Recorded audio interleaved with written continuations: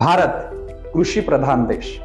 यहाँ पे हर तरह की सब्जियां, हर तरह के फल फूल, धन धान्य उगाए जाते हैं और बड़ी मात्रा में उगाए जाते हैं। लेकिन क्योंकि कभी डिमांड नहीं होती या फिर रखने की व्यवस्था नहीं होती, इस वजह से बहुत बड़ा हिस्सा खराब हो जाता है और उसका सीधा फटका किसानों को बैठता है।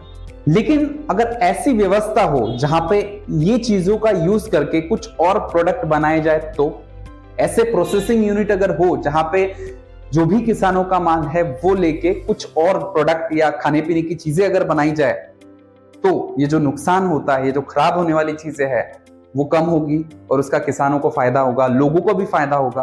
तो एक बिजनेसमैन ने सोचा कि चलो मैं एक ऐसा बिजनेस शुरू करता हूं जहां पे मैं प्रोसेसिंग का काम करूंगा, किसानों से माल लूंगा, वहां पे कुछ प्रोसेसिंग करूंगा और वो मार्केट में बेचूंगा, उसमें अच्छा खासा मुनाफा कमाऊंगा।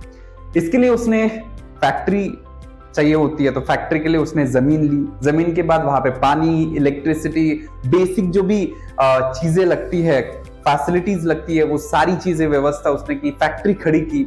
और ये करते करते उसका बहुत सारा पैसा उसमें इन्वेस्ट हो गया, बहुत सारा समय चला गया, या वो जो पीरियड था फैक्ट्री बनने का, उसमें किसानों को भी कुछ फायदा हुआ नहीं। अगर यही चीजें, यही व्यवस्था, वही लैंड, बिल्डिंग, जो भी फैक्ट्री की व्यवस्था है, अगर उसको रेडीमेड मिल जाता तो उसका समय बचता, खर्चा बचता, किसानों को भी उसका फायदा होता क्योंकि काम जल्दी शुरू होता। तो यही एग्रो प्रोसेसिंग यूनिट बनाने के लिए जो रेडीमेड व्यवस्था है, उससे संबंधित एक स्कीम गवर्नमेंट ने लॉन्च की, एग्रो प्रोसेसिंग क्लस्टर स्कीम।